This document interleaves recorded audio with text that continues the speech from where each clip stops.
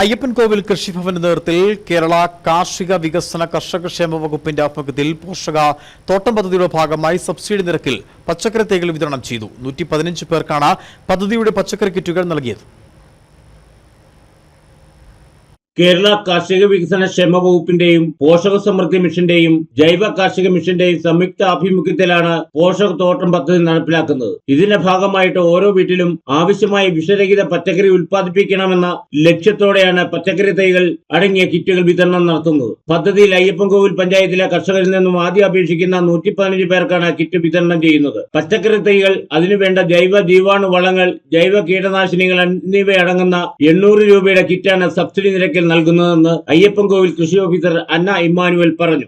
കേരള കാർഷിക വികസന കർഷകക്ഷേമ വകുപ്പിന്റെ ആഭിമുഖ്യത്തിൽ നടത്തുന്ന പോഷക സമൃദ്ധി മിഷന്റെയും ജൈവ കാർഷിക മിഷന്റെയും ഭാഗമായിട്ട് നമ്മൾ VDP വെജിറ്റബിൾ ഡെവലപ്മെന്റ് സ്കീമിൽ പോഷക തോട്ടം സ്കീം നടപ്പിലാക്കുന്നുണ്ട്.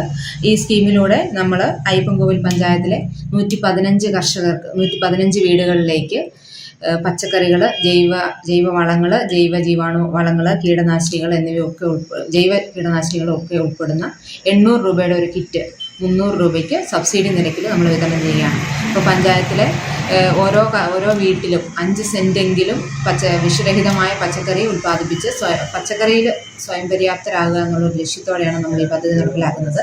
കിറ്റുകൾ ആവശ്യമുള്ളവർ കൃഷിഭവനിൽ നേരിട്ടെത്തിയ അപേക്ഷയോടൊപ്പം ആധാർ കാർഡിന്റെ കോപ്പിയും 300 രൂപയും അടയ്ക്കണം. പച്ചക്കറി തൈകളായ പാവൽ, പച്ചമുളക്, വഴുതന, പയർ, തക്കാളി, പപ്പായ, കറിവേപ്പ്, മുരിങ്ങ എന്നീ പച്ചക്കറി തൈകളും സമ്പൂർണ്ണ vegetable mix, pseudomonas, trichoderma, fish amino acid എന്നിവയടങ്ങിയ കിറ്റാണ് നൽകുന്നത്. കർഷകർ ഇത് പരമാവധി പ്രയോജനപ്പെടുത്തണമെന്ന് അധികൃതർ അറിയിച്ചു. Idukki vision news, Ayyappancoil.